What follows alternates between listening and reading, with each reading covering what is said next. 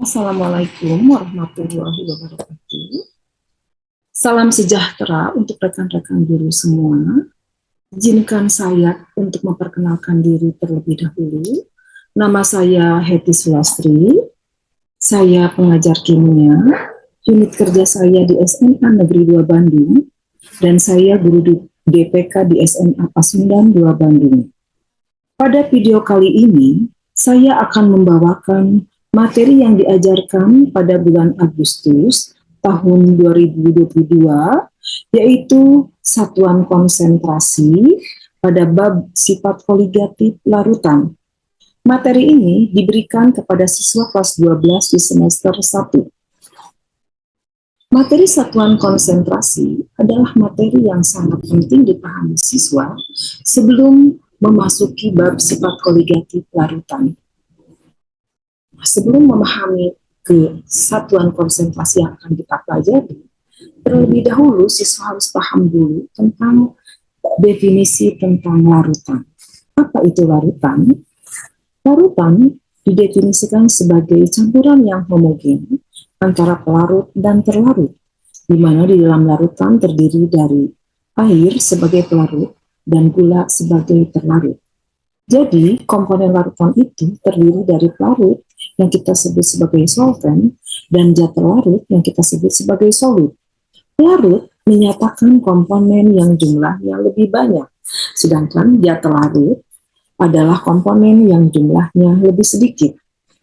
Baiklah, kita masuk ke dalam materi inti, yaitu tentang satuan konsentrasi larutan. Di dalam satuan konsentrasi larutan ini yang akan dibahas diantaranya adalah molaritas, simbolnya adalah N besar, molalitas, simbolnya adalah N kecil, dan fraksi mol, simbolnya adalah X. Molaritas atau N besar.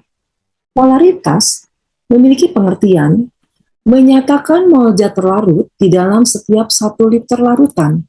Secara matematis, molaritas didefinisikan sebagai N per P atau mol zat terlarut per volume larutan, atau molaritas sama dengan gram terlarut dibagi mR terlarut kali 1000 per volume larutan, di mana satuannya di dalam mililiter.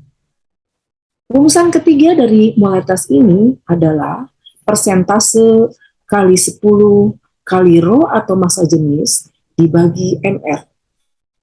Sebagai contoh dari molaritas, hitung konsentrasi larutan yang dibuat dari 2 gram kristal NaOH yang dilarutkan ke dalam air sehingga volumenya 500 ml, di mana mR NaOH adalah 40. Dari soal ini dapat diketahui massa NaOH-nya adalah 2 gram.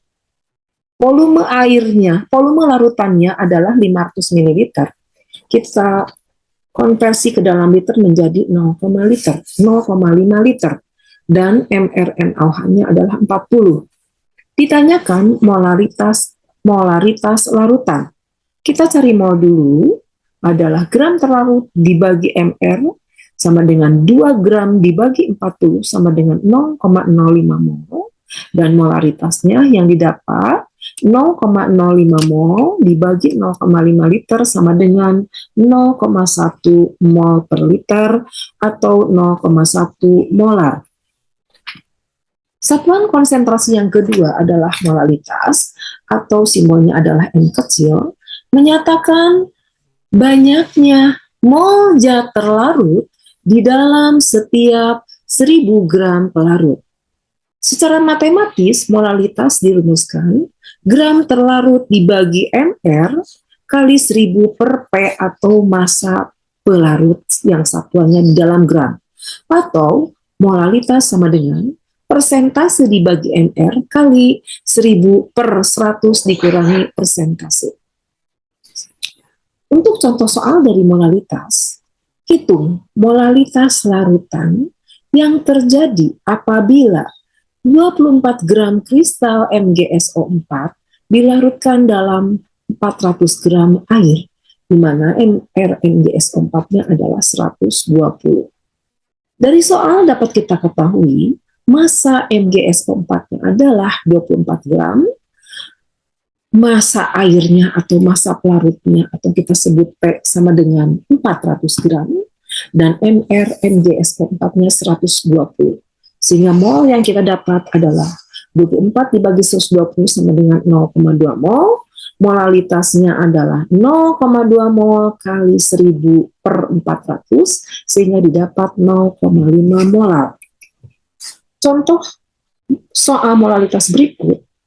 Berapakah molalitas larutan glukosa yang mengandung 12% massa glukosa MR 180?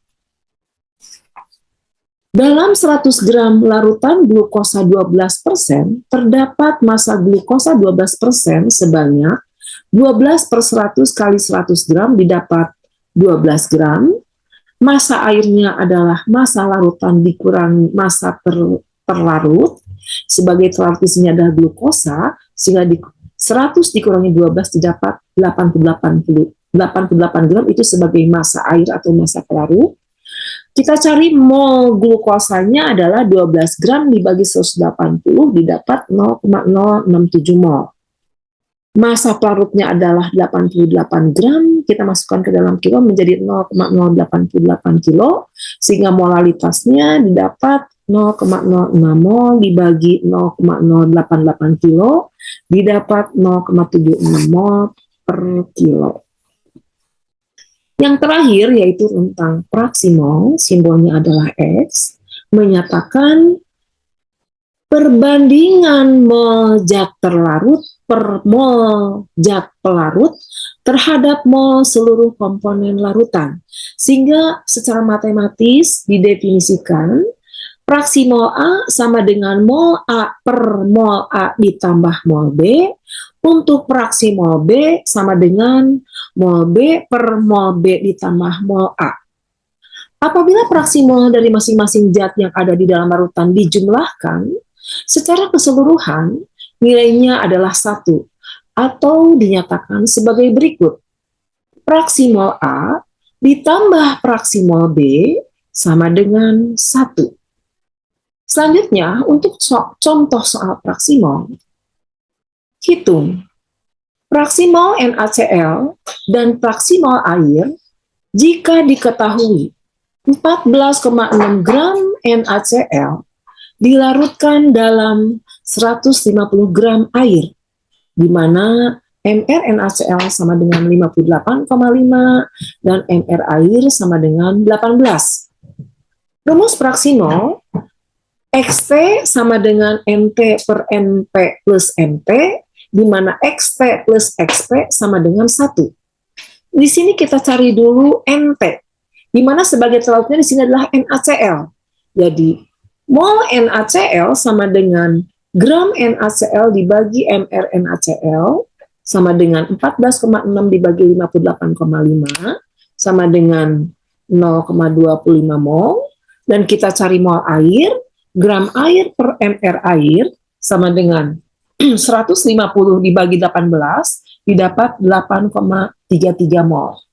Sehingga kita cari praksimol NaCl-nya sama dengan mol NaCl dibagi mol NaCl ditambah mol air sama dengan 0,25 mol dibagi 0,25 mol ditambah 8,33 didapat praksimol NaCl sama dengan 0,029 mol.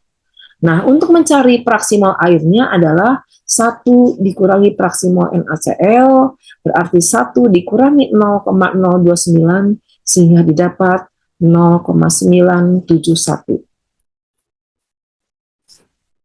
Video edisi bulan Agustus saya cukupkan sampai di sini. Semoga bermanfaat, dan mohon maaf apabila banyak kekurangannya. Sekian dan terima kasih. Billahi taufiq wal hidayah. Wassalamualaikum warahmatullahi wabarakatuh.